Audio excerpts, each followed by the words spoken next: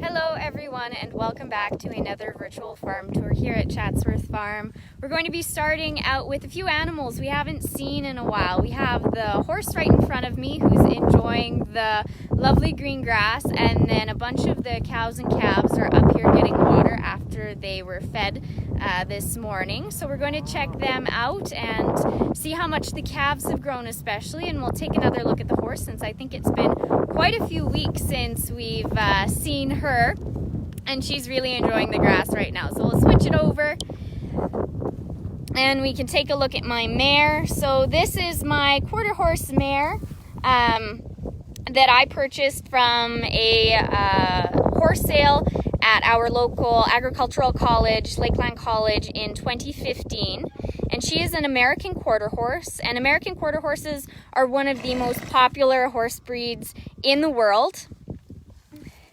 And the color coat that she is recognized as is called sorrel, and then she has a blaze on her face, so white blaze, and she has a few white parts on her back legs.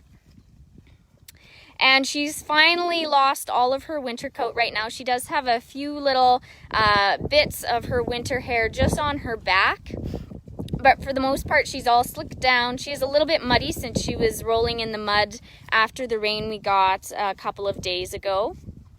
And I brought her out and she's really enjoying the grass right now. I do have to watch because since she's the only horse that we have right now, but she is in with our ram and they get along very well together. But she does get a little bit lonely for some actual other horse companionship. So if she gets a chance, she will run up to our neighbors because they have a few horses. So just have to watch and make sure she doesn't do that, or I'll have to go run up and grab her. She'll usually do that if I'm not keeping an eye on her, or if she gets a little bit bored and realizes she wants to go visit them. And those horses and she get along very well, so it's no problem. I just have to remember to bring all my stuff so I can ride her back.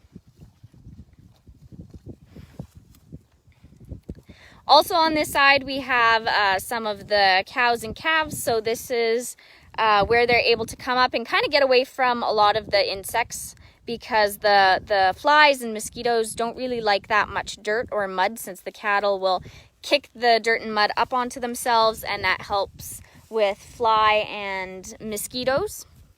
And they also have their salt and mineral up here, and that's what the calves are licking right now. A lot of minerals and salt exist naturally in the ground, but depending on your area, you might be limited as far as how many minerals, naturally occurring minerals, might be around your property. So we provide extra so we can make sure that our cattle have lots, as it's important for their development and their growth, especially in the calves, and just to maintain their health. Just like people, when you take extra vitamins, it's the same thing. And we have a few calves up here. So they've grown quite a bit since the last time we saw them. The two right in front of us are heifer calves, so we use a tagging system where we use yellow tags to distinguish the female calves, so the heifer calves, and then blue tags for the male calves, so whether they are a bull or a steer. So that calf right in the middle is a little steer calf. They also have their CCIA tags in them already, so that's a mandatory tagging requirement from the Canadian Cattle Inspection Agency. And so we use those tags, and it's a little bit windy out here today. We seem to not be able to get one day that's not a little bit windy for tour day. It's lovely in the morning, nice and calm, and then the wind picks up during the rest of the afternoon. So we're waiting for a lot of our pastures to just get a little bit more growth as far as grass, so we can move the cow and calves down to our various locations where they'll spend the majority of their summer and part of their fall. So right now they're just on one of our fields just behind our farmyard. So we're going to be planting this once the cattle have moved. But we moved them from their original field where we saw them a little bit earlier. Now that's planted with corn.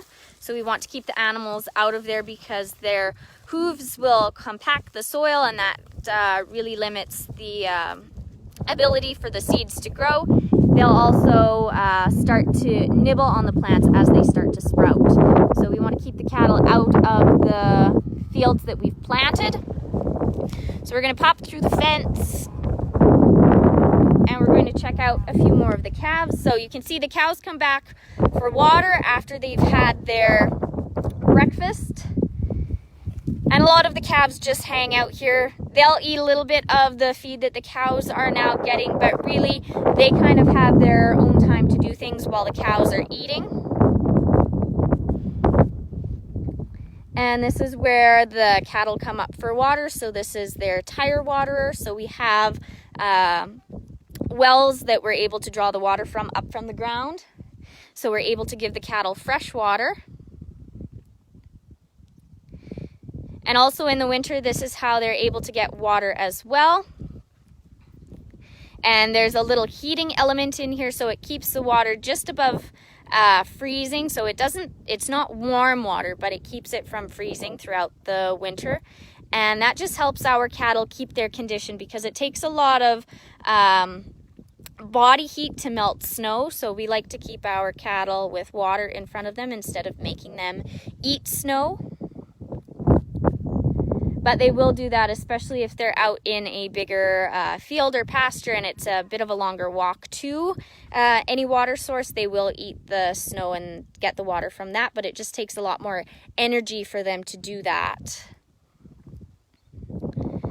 So this is one of my brother's heifer calves, and so we're able to know that because this calf also has a purple tag in addition to her yellow tag. So her yellow tag is the one that we're able to know that she's a heifer calf, so a young female, and then the purple tags are the ones that distinguish which calves and cows belong to my brothers.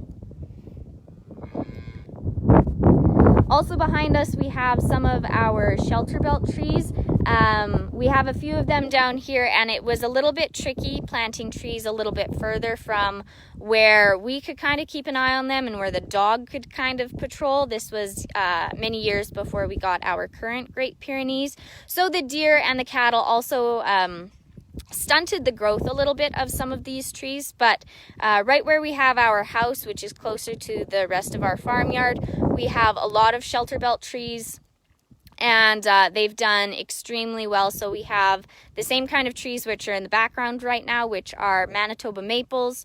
We have some lilacs, oak trees, Scots pine, poplars, a whole host of trees. So right along here we have some of the Manitoba maples, which now that we've fenced off, provide them a lot more protection against both the cattle in case they get out, as well as the deer. And now that we have the dog too, she greatly helps in making sure that nothing comes really to any of the closer trees. So right now we have some of the cows who are coming up for water. So they've just finished eating, and so that's what the cows will do. They will have their meal and then they'll come up for water, and they will drink quite a bit in one at once. So cattle drink about 10 gallons of water a day, and depending on the weather and their length of walk, so how far they have to walk to get to water, that'll always change as well. So just like people, their water needs will change as far as how their environment is.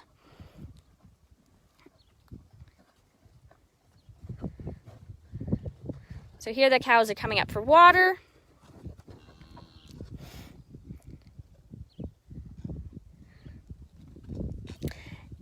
And if a lot of cows start to come at once, they all try and get at the water at once. However, if there are more dominant cows, the ones at the top will push the ones further down the chain to the back.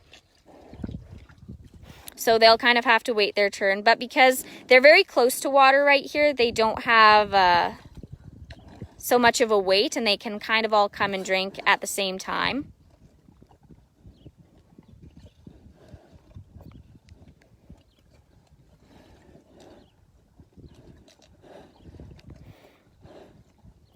And when there's so many cows drinking at once, and because they can drink so quickly and intake such a huge quantity, they're able to drop the level of this water tank fairly rapidly.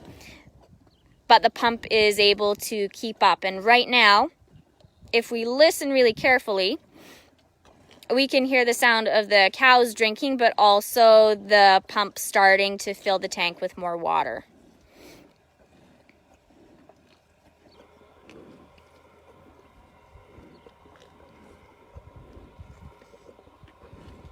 So it's a nice warm day today, so the cows will be drinking lots of water.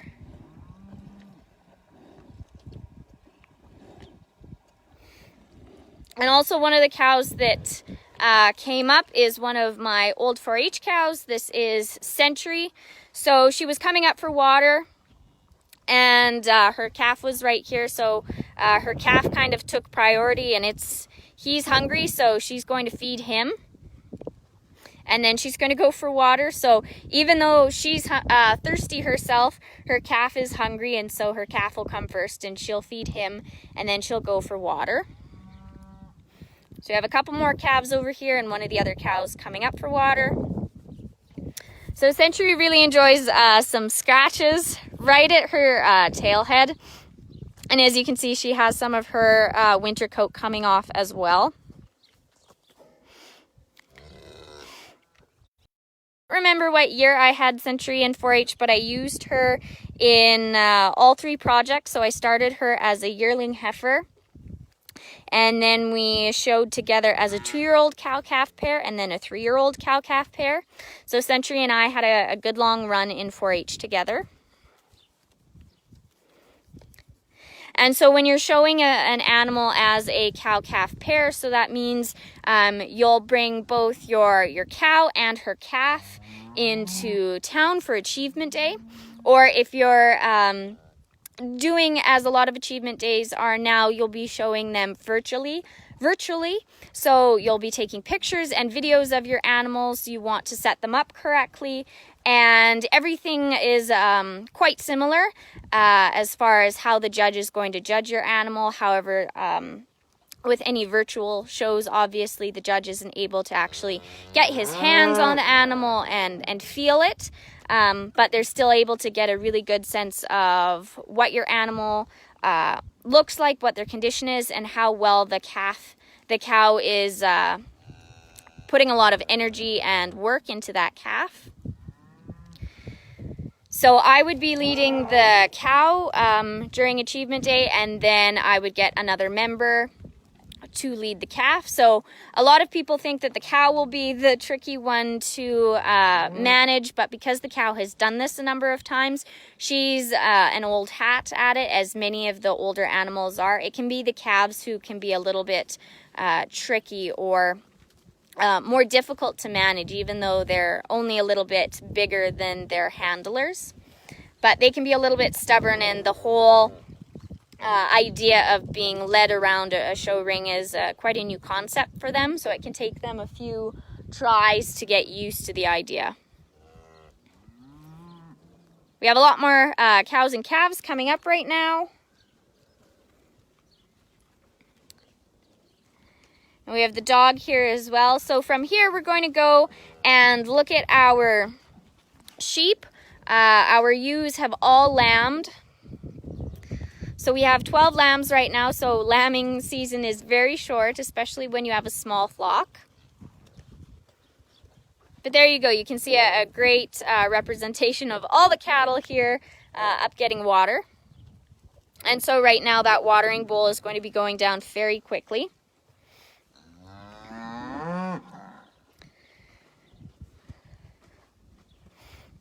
And cattle like to move in a group. They also like to follow the same path. So even though there's only one entrance exit into this part of their field. Even if there were multiple routes, cattle have their cattle trails, and they'll stick to those trails because they know they're safe. They know that that's a good path to use. So they might have a couple of designated trails, but they don't really go far off those trails. So we're gonna hop on through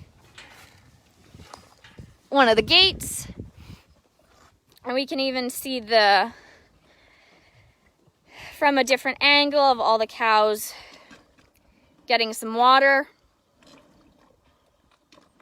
So right now all the animals in this pen are cows, or they were first calf heifers.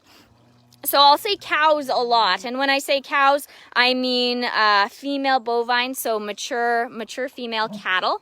But we do have bulls in one of our back pens, so those are adult breeding males. The calves are any of the young babies who have been born this year.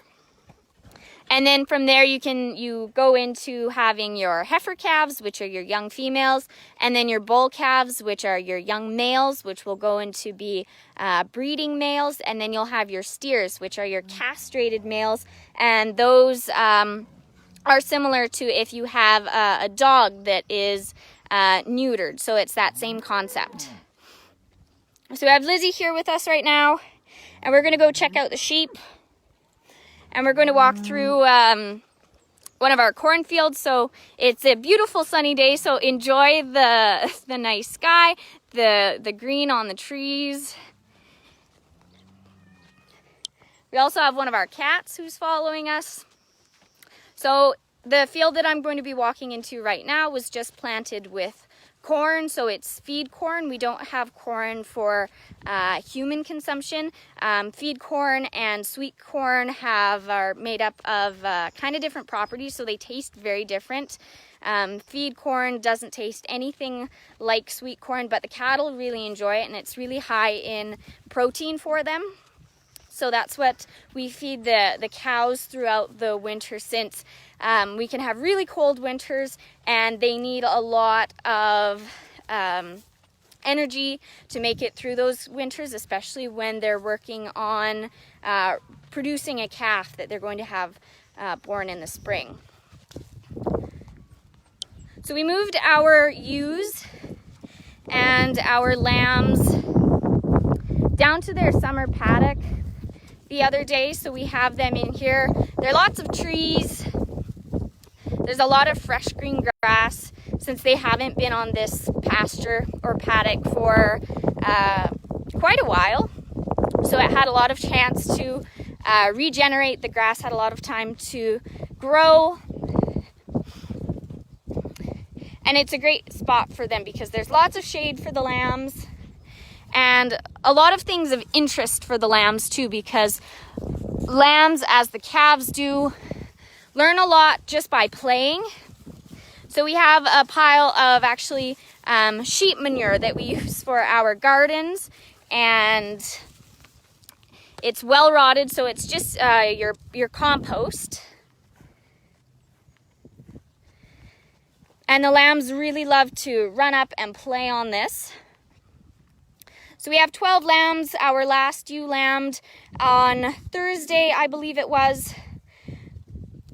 So we have 4 sets of twins, 1 set of triplets, and this one single lamb. So sometimes our ewes will have just a single lamb, and this is one of them. And usually when they have just a single, the lamb is very large, and that's exactly what's happened with this lamb. She's quite big. So if we were to put her weight together with some of the other twins, she would weigh as much as 2 twins put together.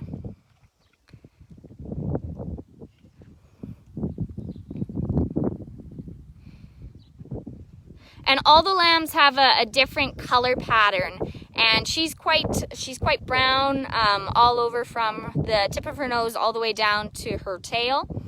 And a few more of the lambs are a little bit more precise with their coloring.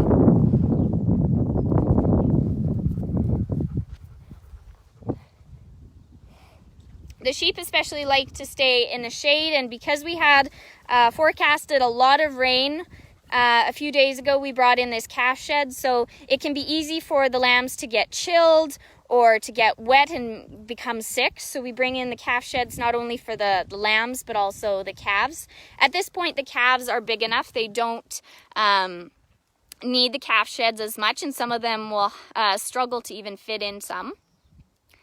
But it's excellent for the sheep since the lambs are still pretty tiny.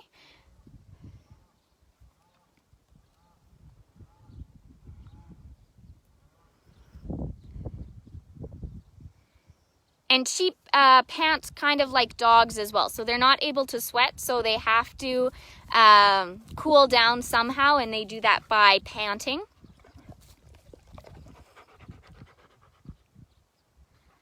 So this ewe has her 2 lambs.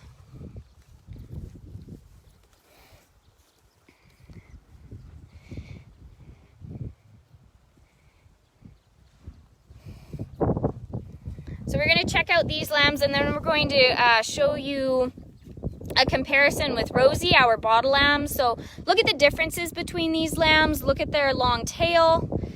Their ears are quite a bit larger.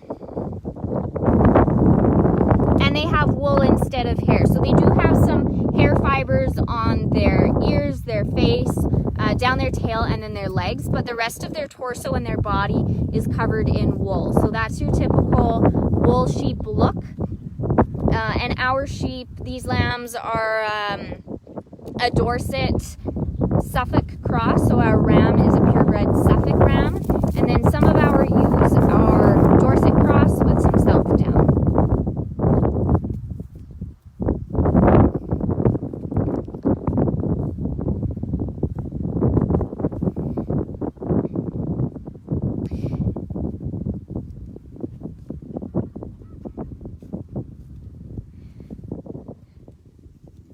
Lambs spend a lot of time lying down, and they'll just lie down very quickly. And kind of when they're not lying down, they're nursing. And when the lambs nurse, they'll wag their tails quite a bit. So you'll see Rosie wag her tail when we're feeding her with the bottle, and then these lambs will wag their tail when they're nursing on their mothers.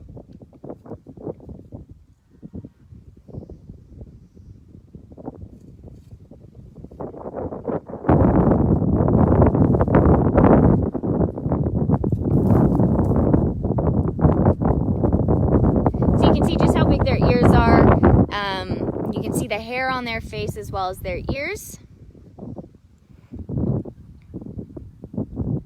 And it's quite typical for our ewes to have multiple babies at one time. So ewes will most commonly have twins, and then triplets are they're not uncommon at all. We usually expect to have at least a couple of ewes, or at least one ewe have a set of triplets.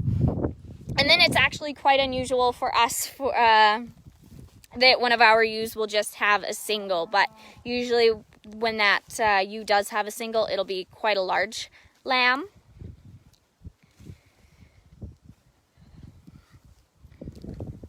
So here we have another one of our ewes. And she's lying down, but this lamb, and I kind of interrupted it slightly. This lamb is trying to nurse while the ewe is lying down. So sometimes they'll poke and prod the ewe if they're hungry or wanting some milk while the ewe is lying down. So they'll kind of bunt her. They'll try and nurse even while she's lying down. And if the ewe decides that she wants to let her lamb, she'll stand up and let the lamb nurse.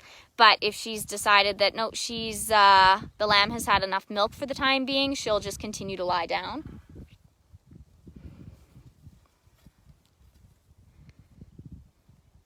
So we have the dog here in with us. So the ewes are always cautious about the dog. They know that she's part of the farm, and they know that she's a regular around here, but they always want to be really cautious with their lamb. So if Lizzie gets a bit too close, the ewes will charge at her a little bit or stomp their feet. Here are our 3 triplets. So these were the first set of lambs that were born. So they're a bit more striking in their color. They have really defined color markings, and they're quite a bit more black than they are kind of a mix of brown.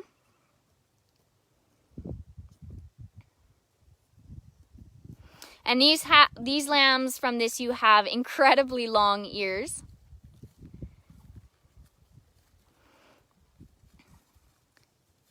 And this ewe manages really well with all three lambs. So you can see the lamb, or the ewes are trying to walk away as the lambs are trying to nurse. And they'll nurse quite regularly. But if the ewes decided that, no, the lambs have had enough, she'll just either lie down like that previous ewe was doing, or just move on and not let the lambs nurse. But unlike cattle, lambs will nurse quite frequently throughout the day. They'll have short little times where they're able to get the milk, and then you will kick them away for a bit. Whereas with cattle, the cow will let the calf nurse for sometimes up to 10 minutes, where you'd never see a sheep doing that. It's almost 10 seconds or less in sometimes.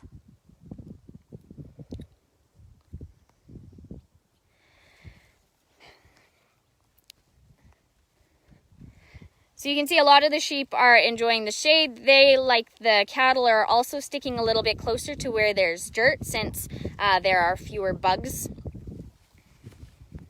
And they don't have the long tails like the cattle to be able to flick the insects away, but their wool does make it a little bit more tricky for insects to get at them or bug them.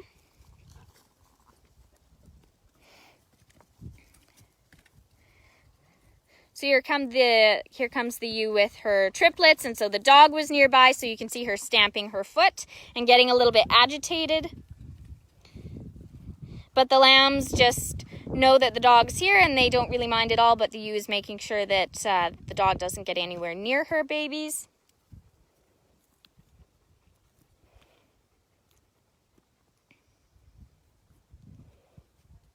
And we don't have any bottle lambs this year from our flock of sheep, so it was great that we have Rosie, so we're able to have one bottle lamb, since all of our ewes accepted all of their lambs, or there weren't any issues with lambs, because sometimes with multiple births, ewes will find that they'll accept some of their lambs or just one of their lambs if they have twins.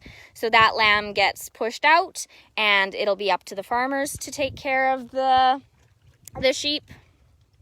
But this year, all of our ewes are really good about the lambs they have, so we don't have any bottle lambs, which does make it a lot easier on us. And the lambs always get much better growth when they are with a ewe rather than being bottle fed. And it gives us a little bit more time to work on some other things, since bottle feeding does take up quite a bit of time. This is the sheep's water tank, so this is what we fill every couple of days. The sheep don't drink very much, so we're able to fill this. I came a little bit earlier this morning and I filled their water tank. And we collect a lot of the rainwater into bigger tanks as well, so we use those tanks and we fill this smaller one and then bring it down here for the sheep. So I'll hop on over the fence, and now we're going to go feed Rosie, and we have the goslings to show you. Last night my dad and I worked on building a new crate for the geese, so we have the 2 crates for the 2 mother hens with the chicks, and I wanted to be able to do something similar with the geese, but because there are so many more goslings and I have 2 female geese and they are such a bigger bird, you need a bit more space. So we have a crate that is 8 feet by 5 feet, and we have the geese in there with the goslings. We got it done at about 10:30 or so last night, and then caught the geese and put the goslings in a pail so we could move them easily.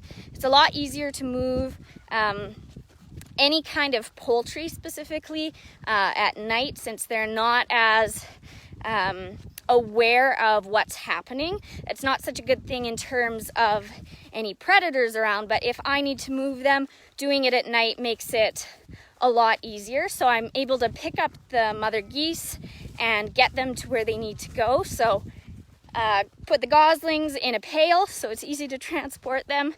Picked up the females, put them in their new crate, and they've been enjoying the fresh green grass. And then we don't have to worry about them at all. So the cats can be out, the geese can be in their crate, and we don't have to worry.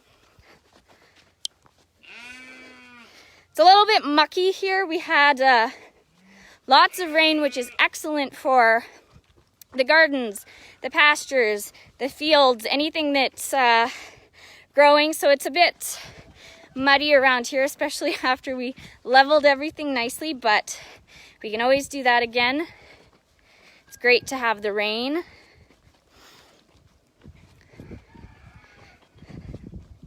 So right now we have, my brothers are working on going and checking some pastures. So there are a couple of fences that they have to add some new posts to, so they're taking the post pounder with them.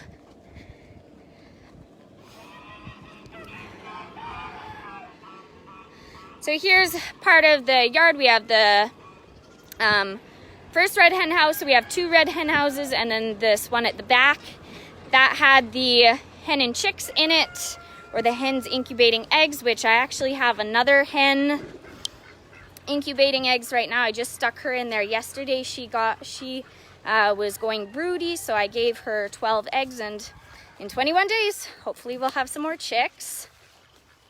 So this is our goose crate.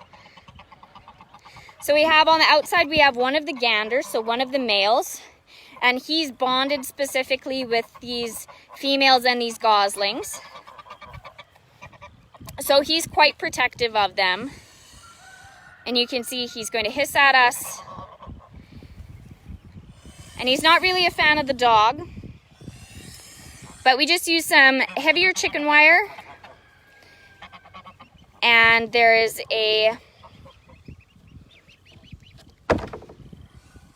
no bottom on this, so they're able to access the fresh green grass. And they also have water, which they need to have it changed quite regularly, because the goslings and geese will dabble in it and swim in it.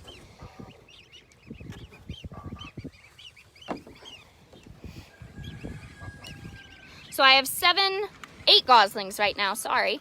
I have 8 goslings now, and the 2 females in here.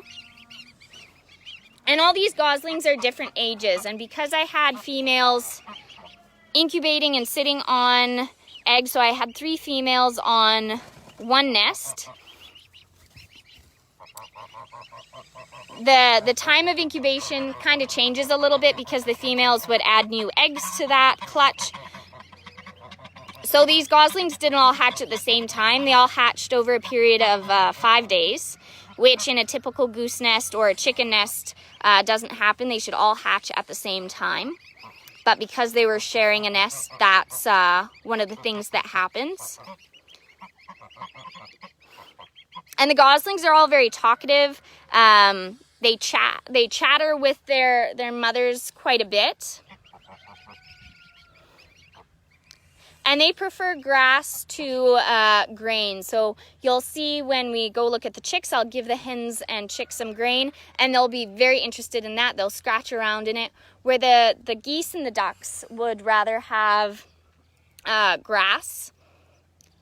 So I've given them some grain, but it's really not one of the things that they're going to be eating as much. The fresh green grass is their favorite. And they forage in a way that's called grazing. So they kind of graze like sheep or cattle rather than peck and scratch like chickens do.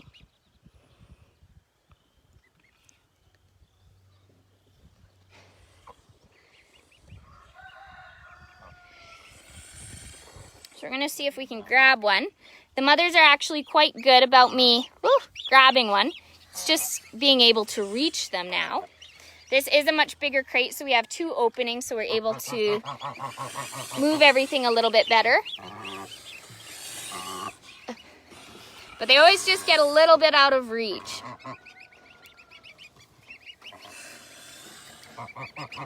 But they all have down. They don't start growing feathers until at least a week or so. I'll have to see how long it takes because I can't remember from last year. But unlike the chicks, the chicken chicks who start developing feathers pretty much a day after they've hatched, goslings don't. So I'll have to make a point of detailing how long it takes for them to start developing their feathers.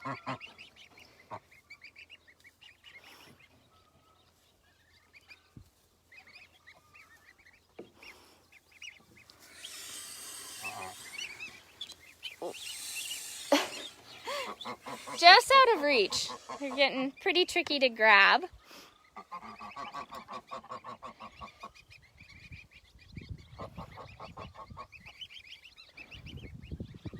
But if I hop in, which even this crate is a little bit tough to get in, but we can do it.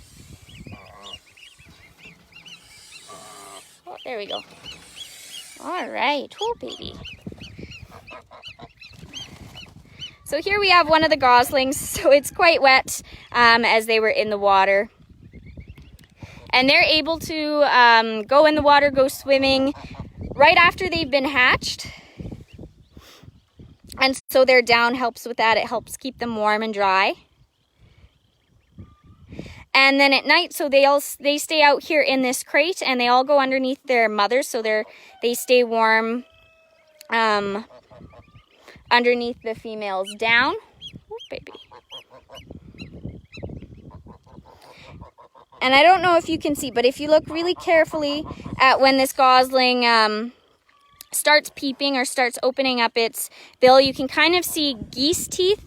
They're not actually teeth. They are a cartilage, but they do kind of look like teeth. And that's what helps the geese graze, and it helps them to shred their food, because they are eating far more vegetation than they are grain or seeds.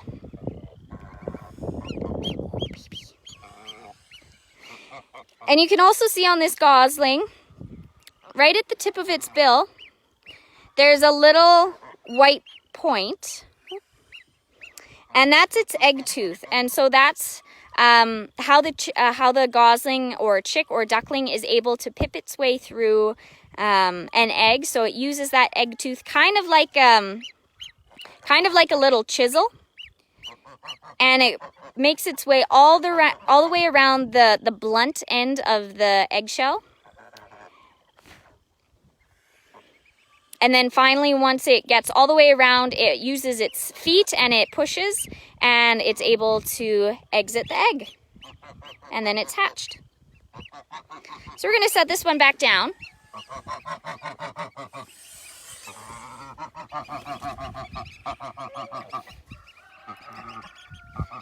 So again, the geese are really attentive mothers.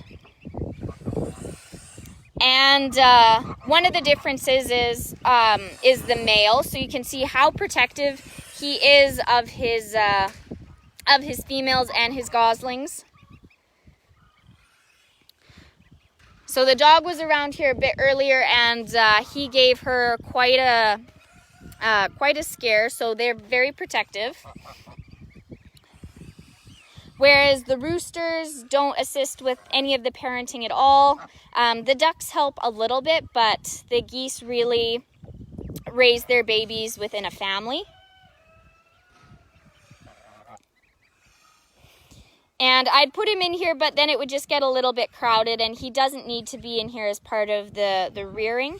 And actually, goslings and chicks and turkey poults don't need an actual mother that is of their breed or of their species to be able to flourish and grow. You can have any of these babies, you can get them just as day olds, and you're able to raise them just by yourself. You don't need a female. Females definitely help, and you don't have to worry about heat lamps or making sure they drink water, because the females will show them how to do that. So it's a lot less intensive. But the great thing is you don't need females or mothers to be able to raise the goslings or ducklings. But it is great when they do have their own. It makes everything a lot easier.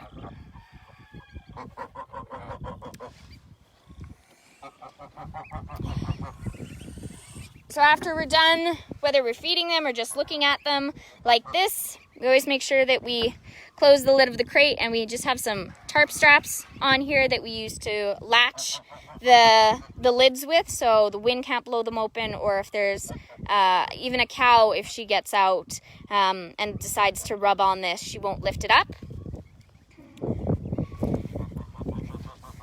This is one of the smaller crates. This has the hen and chicks in here. So very similar in terms of the crate's design. And the chicks, which you can see how much their feathers are growing. I do have the little yellow chick in here, or the white chick. It was hopping out of the other pen, but we've retrofitted that now, so it's not able to get out. But I've just left it in here, so you can see how much bigger it is compared to the other chicks. And you also just saw one of the chicks hop on top of the hen. They'll do that occasionally. I'm not quite sure what the reason is for that. Maybe just kind of give them a different vantage point, or let the hen know that they're there. But the chicks will occasionally hop up on the female. Not very long. They don't really ride on there. They'll just hop on, hop off.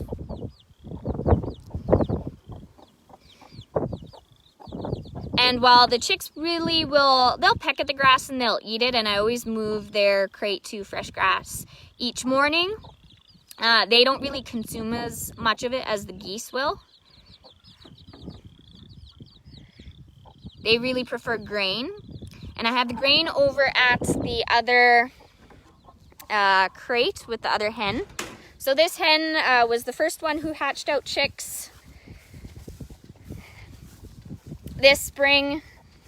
And so these chicks are quite a bit bigger, so you'll be able to see the difference. But even though they are, I guess they're almost 2 weeks old now, they're still quite small in comparison to the geese, who are only, some of them are just a day old.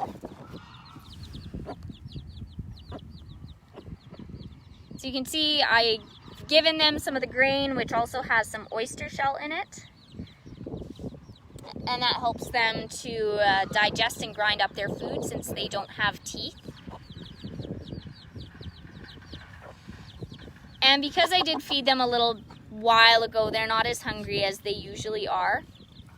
But the hen will scratch around, cluck to the chicks. And they go through quite a bit of feed a day. I say I give them almost a ketchup can of feed a day. And this hen is very protective, so I'm not even going to try and grab one of the chicks.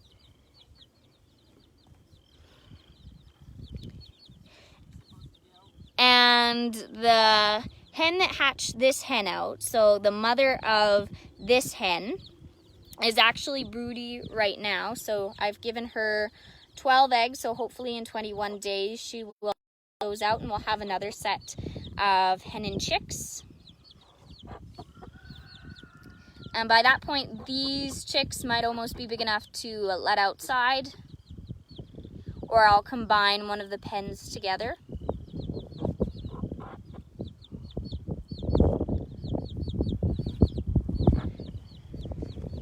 So we have those two pens over here, and this one. And we'll feed Rosie. We'll give Rosie some milk. And then I think that's going to be the end of today's tour. I can hear her making noises already, and I fed her a bit earlier this afternoon, so she'll be the last one today.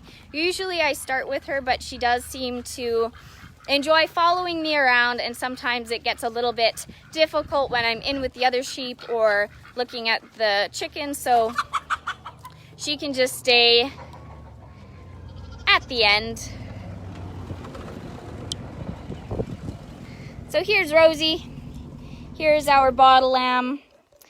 So you can see the differences in her makeup in terms of her ear size, her tail length, and she has hair all over her instead of just on her face and legs. Rosie is a Mouflon American Black Belly Cross. She is a sheep, though she might not look like your typical sheep.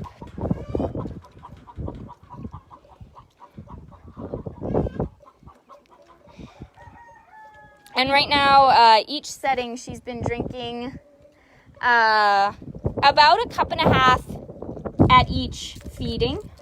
So she's getting to drink quite a bit more now.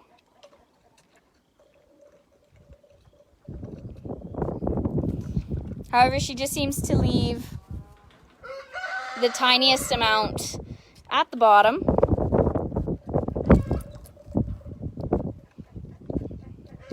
Once we start to hear air, we'll know that she's done. And close.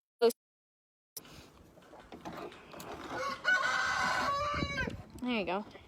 So we still do have her in this crate, and we let her out when we're around the yard. We have a lot of vehicles moving around right now, so she just stays in here for her safety.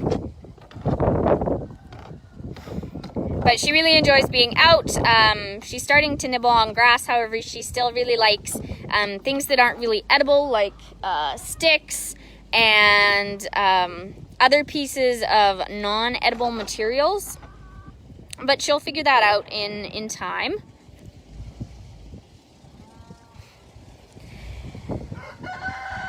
And the other ewes aren't really a fan of a new lamb. So they're very dead set on keeping their milk for their own lambs. So having Rosie in there just kind of complicates things. It has nothing to do with her breed being different or her looking different at all. It's just being a lamb that doesn't belong to anyone.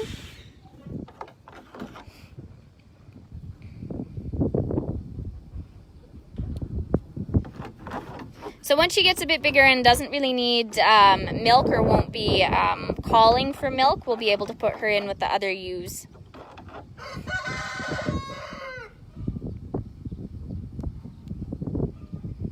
Sometimes you always have to play it by ear and see how the ewes react to a different lamb. And because we don't have any other bottle lambs, we don't have anyone to pair her with. So that also makes it a little bit more difficult.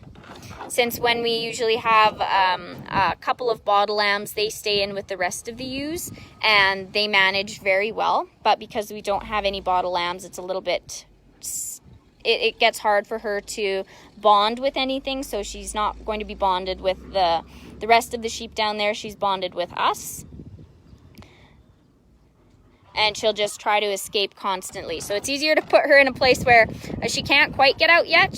She has actually hopped out of this crate twice to my knowledge. So she's getting there.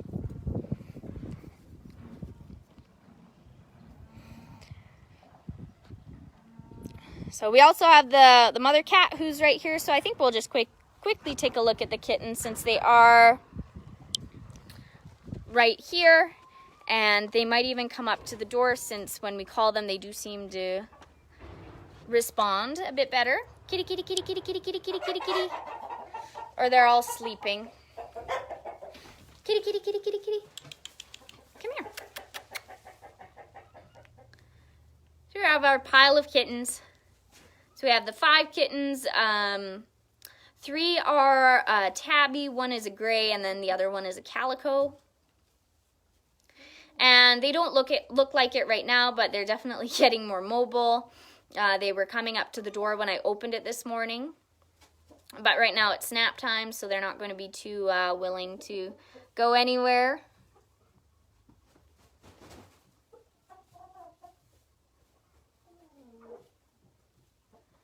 So not much to watch here other than watch them sleep. We have our roosters in the back here, so I actually changed out this current rooster right here.